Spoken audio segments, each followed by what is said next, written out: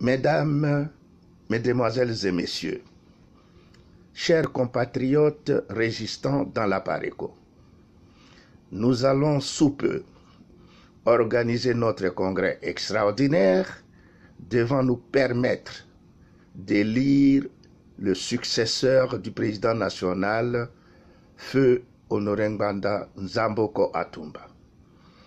Et je viens devant vous pour porter ma candidature à la présidentielle de la Pareco en raison des motivations suivantes.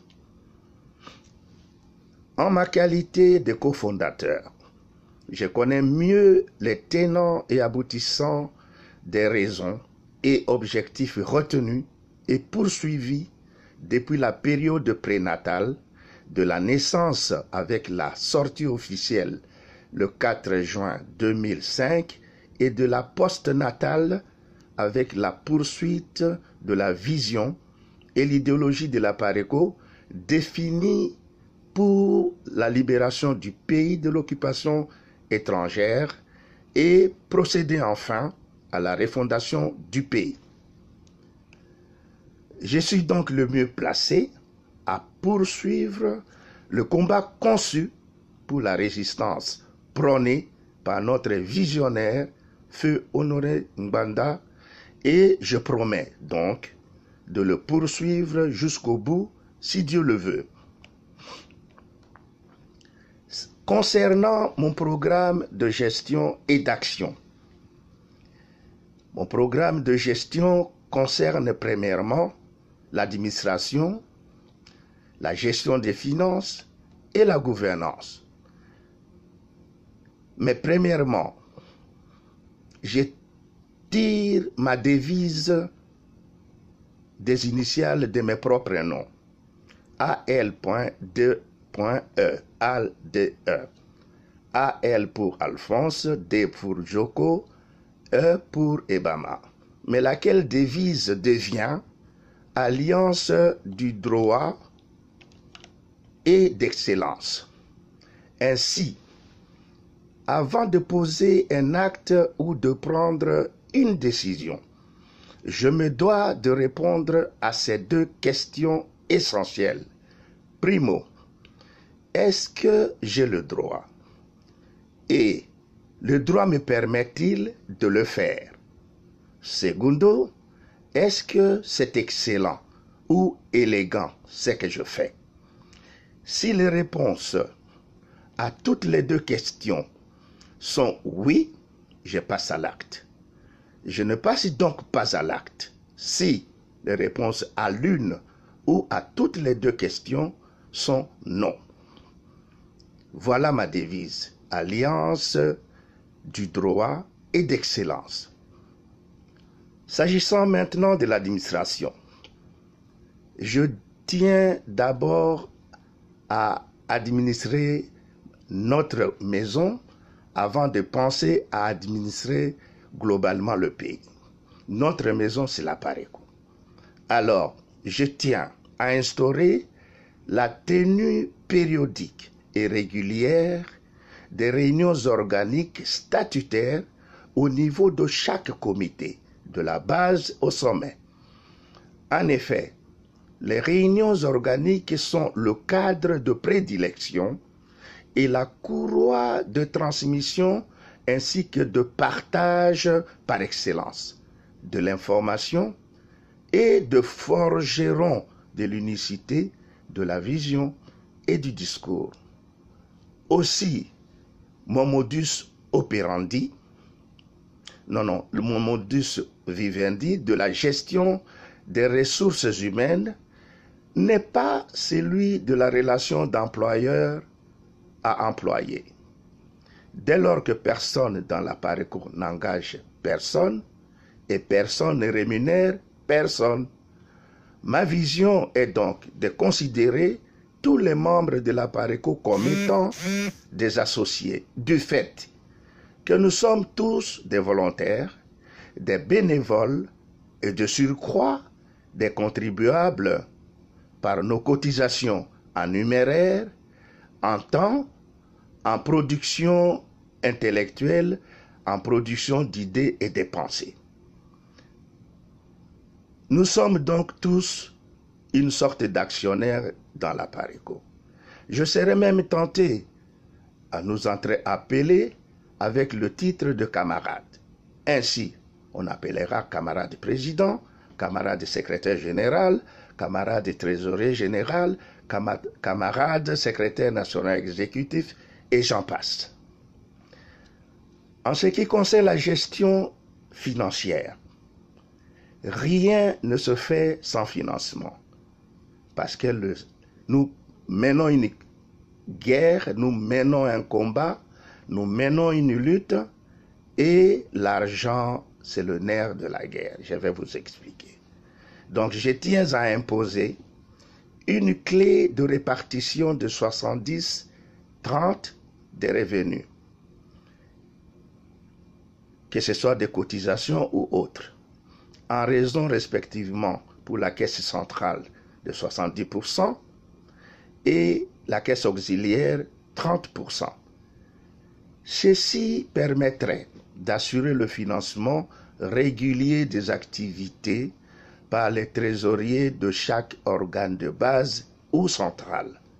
Les 30% des caisses auxiliaires seront à répartir en raison de 10% pour la caisse du trésorier urbain, 10% pour le trésorier territorial et 10% pour le trésorier régional, tandis que les 70% vont à la trésorerie générale. Il sera mis en place, néanmoins, un service de commissaire aux comptes ou d'audit pour assurer le contrôle du bon fonctionnement des flux financiers suivant les normes et les règles de l'art. Ceci nous permettra d'établir annuellement nos bilans et nos déclarations d'impôts. S'agissant de la gouvernance, gouverner, c'est prévoir, dit-on. Mais prévoir, j'ajoute, mais prévoir, c'est anticiper. Anticiper, c'est réfléchir avant d'agir. Et agir, c'est exécuter. Le tout devant se faire suivant le modus operandi du PEC, P-E-C, c'est-à-dire planification, exécution et contrôle. Et par exemple, au cours de nos réunions de briefing matinal, d'une durée de 15 minutes à 30, chaque cadre du comité doit pouvoir répondre aux 3 questions impératives suivantes. Primo, qu'avez-vous fait hier? Secondo, que faites-vous aujourd'hui? Et tertio, quels sont les obstacles? S'il y a obstacle, cela permettrait au comité ou à l'assemblée ou à l'ensemble des participants de chercher des solutions pour éradiquer ces obstacles. Et on continue. On ne vous demande pas ce que vous allez faire demain, ce que vous faites aujourd'hui. Ceci permet le suivi du travail planifié pour une période donnée et convenue. Maintenant, je voudrais vous livrer mon projet d'action pour la libération du pays. Nul ne peut égaler feu Honoré Ngbanda dans son combat de la résistance. Il était un gourou du renseignement, il avait son background et sa déformation professionnelle liée à la gestion du renseignement. Voilà pourquoi nous avons vécu sa méthode de gestion par des cloisonnements qui ont des avantages et des désavantages. Cependant, nul n'étant irremplaçable dans la vie, nous pensons que le modus operandi ayant été simplement celui de faire des dénonciations a montré ses limites après 16 ans de lutte. Il sied donc de changer de tactique et de stratégie de combat, tout en gardant l'objectif fixé sur la libération du pays de l'occupation étrangère. Il nous faut donc à présent mettre en place un think tank stratégique pour concevoir des actions porteuses de fruits et pouvant impacter sur le paradigme national. Le maintien de la communication comme arme efficace et redoutable ne devrait plus nous faire présenter simplement comme étant des chiens qui aboient et laissent la caravane passer. Ainsi, le projet de convocation des États généraux de la résistance, proposé par nos amis du Conseil national de la résistance congolaise, rencontre mon assentiment et mon appui en vue de définir les nouveaux modus operandi de la résistance congolaise en commun. La PARECO a été fondée pour la pérennité. C'est pourquoi elle dispose d'un projet de société pour la refondation de la gestion du Congo. Cependant, la PARECO avait pris l'option temporelle de faire la résistance en gelant son projet de société pour libérer d'abord le pays de l'occupation étrangère afin de lui permettre de rentrer au pays et gérer ce pays suivant son projet de société. Nous devons donc, en conséquence, faire bêcher double pour rapidement agir et atteindre la date de la fin de notre lutte, à savoir la victoire. En ce qui me concerne, je voudrais vous livrer succinctement l'accomplissement des critères d'éligibilité exigés par notre commission électorale. En effet,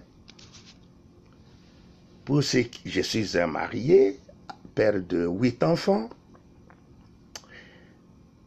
J'ai fait des études universitaires à l'Ovanium, puis à l'UNASA, la dernière année à l'UNASA, en 71-72 à l'UNASA, avec un diplôme de licence en géologie et minéralogie. Cette licence a été agréée par une équivalence donnée par la communauté française en Belgique en master en sciences de la terre, option géologie et minéralogie. Je dispose aussi d'un diplôme d'études supérieures en marketing de l'Institut américano-européen de Bruxelles. Et je dispose également d'un diplôme d'expert en gémologie, spécialement en diamant, du Hooggraad Diamond, c'est-à-dire du Haut Conseil du Diamant d'Anvers.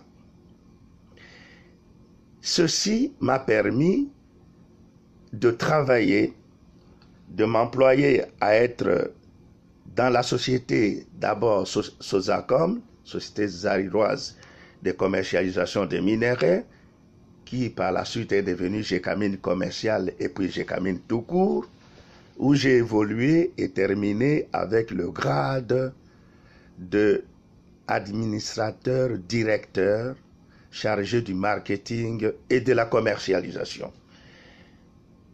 Cet emploi m'a permis d'être en séjour et en résidant dans plusieurs pays et dans plusieurs continents, notamment en Europe, en Afrique, en Dar es Salaam, Tanzanie, en Europe, en Belgique 4 ans, à Londres, oui, Grande-Bretagne 2 ans, aux États-Unis, à New York pendant 6 ans, pour assurer la commercialisation et la distribution de nos minerais à travers le monde.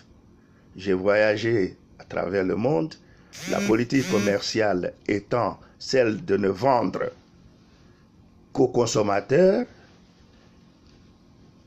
Il me permettait d'aller visiter et constater l'effectivité de l'existence des usines de consommation de nos produits. C'est comme ça que j'ai pratiquement voyagé à travers tous les pays du globe terrestre.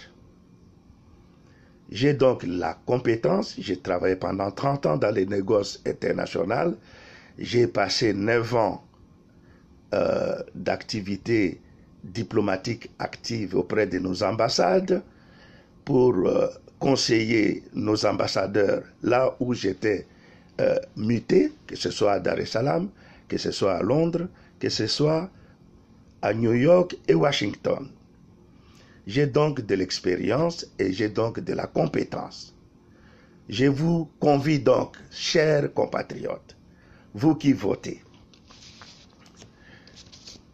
veuillez voter utile, voter la maturité, voter la stabilité, voter la crédibilité, voter la sagesse, voter la capacité et voter la compétence.